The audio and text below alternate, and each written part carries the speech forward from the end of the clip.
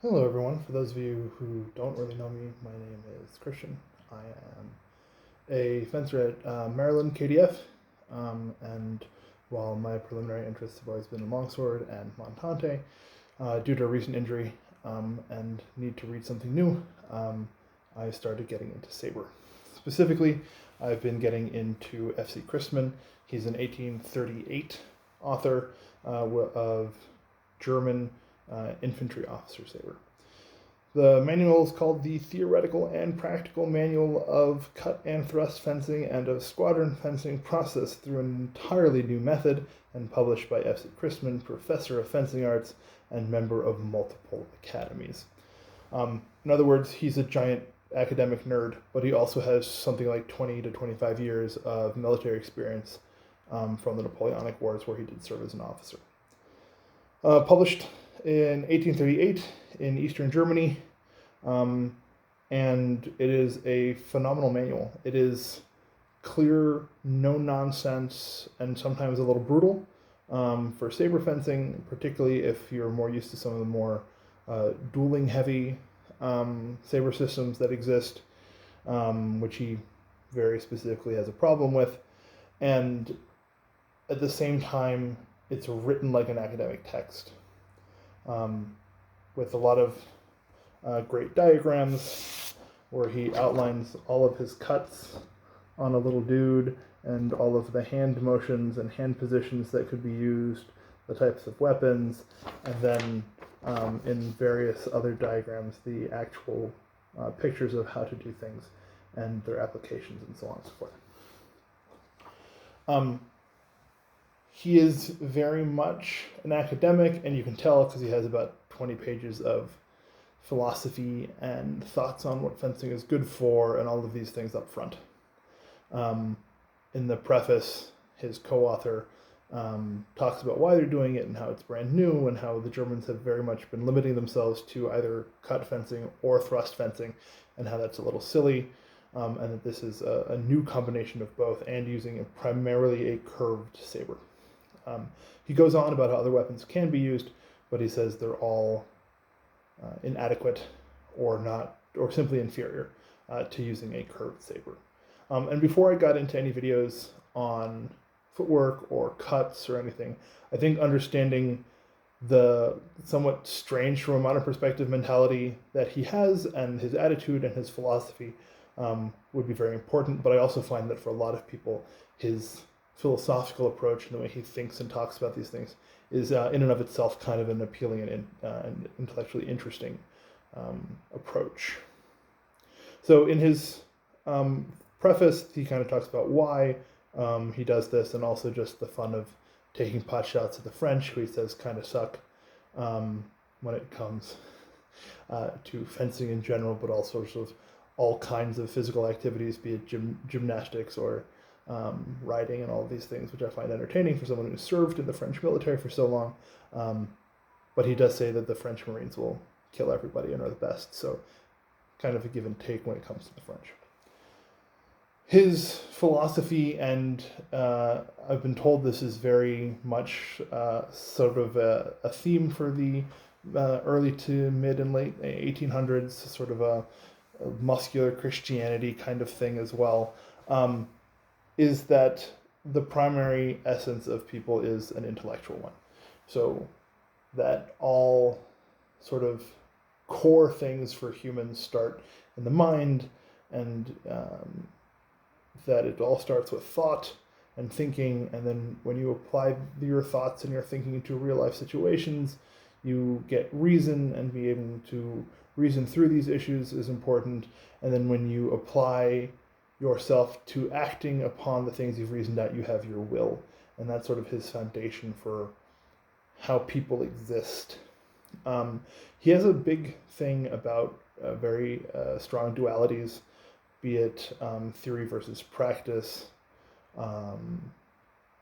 fencing for your life versus fencing for fun, what's more important, the body or the mind, internal and external influences to both the body and the mind, and all kinds of stuff like that. And we'll get into that as we go. So he says the spirit of the man and I think by this he means sort of like the core essence as well, is in what you do. But doing for him isn't necessarily physical activity. For him, theory is creating the images and the situations and the understanding in the mind first. And that's something he considers to be doing. And then that is followed by practice, which is using your body to implement the things that your mind has created. And he's got a very strong sort of mind controls the body kind of feeling to things he talks about.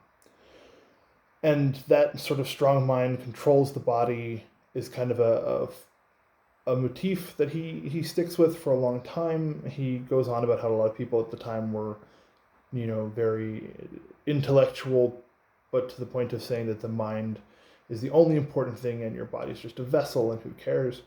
And in his opinion, that's foolish.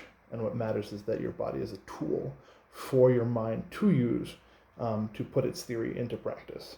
And so he goes with the whole mens sana and corpore sana, I apologize for the pronunciation of my Latin, a healthy mind and a healthy body. And what I find is interesting is that he's not just talking about strength and muscularity. He's also talking about hardening the body in a sort of both physical and slightly metaphysical manner.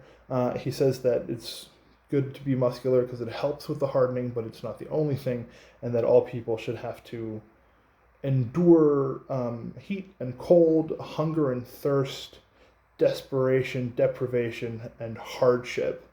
And without these things, your body and mind, as a result, can never truly be free of external influences and generally his freedom from other things pushing you or moving you in directions that you don't want. But he also gets into the how, and how to strengthen the body and be stronger, and how that helps you endure these hardships that he thinks you should endure at some point in your life. And that's through practice and movement.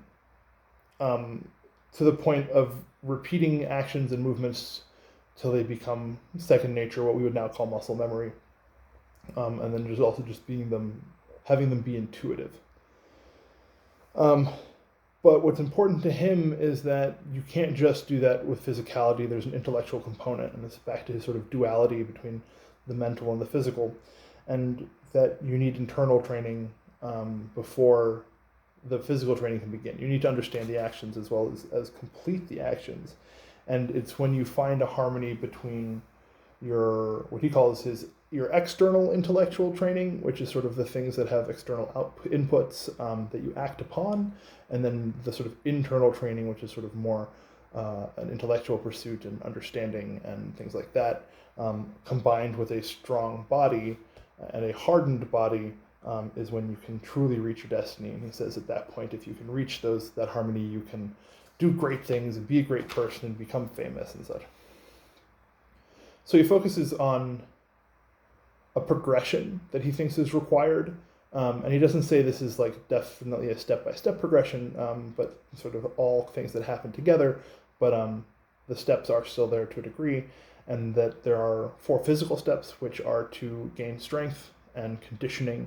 And from what I'll talk about in a minute, that's not just how we often think about conditioning nowadays, which is very much just being stronger, lifting heavier weights, but very much a functional strength in doing things that aren't necessarily just for the purposes of building muscle, and I'll get to that in a second. The next thing he says we need is speed in motion. So I think it's really straightforward. You need strength, you need speed, and then you combine them to get a level of agility, being able to apply that strength and speed in a better way, with a vector, so to speak. And then on top of that, the 4th step is to, in all of these things, have certainty in motion.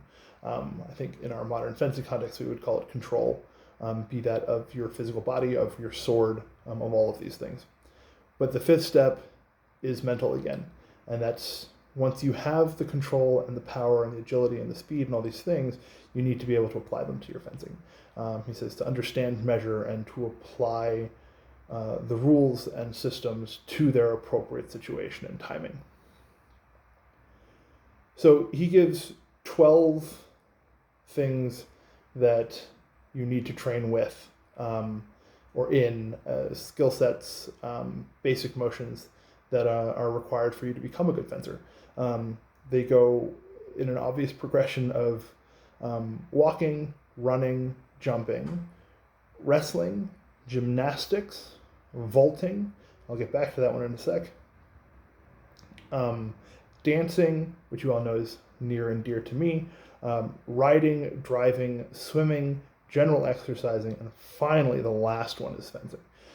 Vaulting, from discussions with Jess Rojek, and from things that she's heard from Charles Limb, it seems that this was a standard practice that was considered something to learn. There's a journal of a knight, his exercises, if you saw Charles Limb's exercising like a knight class, that learning to mount your horse without like stairs and help was a thing that knights were supposed to be able to do, or should practice and learn, according to this one guy. And in this case, given that it comes after gymnastics, it's probably training that kind of motion through the use of a pommel horse in a gymnastics setting.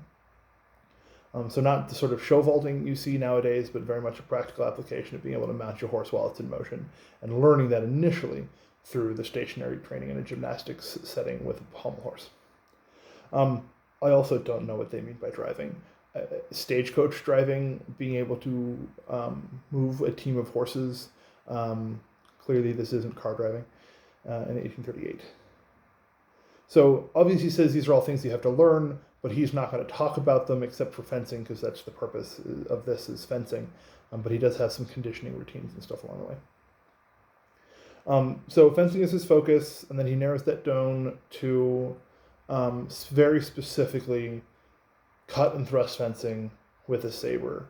For those of you who aren't too aware of the German traditions at the time when it comes to fencing, there was definitely a split between thrust fencing and cut fencing. And especially in the academic setting, sort of mensur and things that came around that, that was mostly cut fencing, not thrust fencing, because of the chances of killing people were kind of high if you were thrusting incorrectly, or correctly, I guess. And so he gives a little statement about how this isn't about dueling and not hurting people. This is a military setting, so he's all about killing people with the fencing and self-defense. And I'll get more into that later on. And so not just a saber, but a curved one. He says the straight sabers don't have quite the same agility and ability to do things that he thinks are vital. And then finally, he says there's 4 sides to fencing. And he goes into them in varying levels of detail, and in future videos I will go into his chapters on this. There's 4 sides to fencing, or 4 purposes to fencing. The first being for your health benefit. It's just another form of exercise, the way the other 11 things that he mentioned were. Secondly, it's a game for enjoyment. One of the purposes of fencing is to have fun. It is important, and all of us who do HEMA, I think, understand that side of things. We all gain a lot of joy from our fencing activities, particularly now that we're all in quarantine. I think we're all noticing that stronger than we normally would. Thirdly, and I thought this one was kind of interesting, it's a way to improve and build upon one's natural beauty. There is this sort of ideal man kind of feel to it, that there's one of the purposes of fencing is to become a more attractive, physically fine specimen. And again, anyone who's been on one of the HEMA Butts Facebook pages understands this. And then finally, and I find it interesting, this is the 4th and final concept, is actually self-defense. So the 4th thing in his list is being able to defend oneself, being able to defend others, and being able to defend your country. And doing that in a strong, forceful way.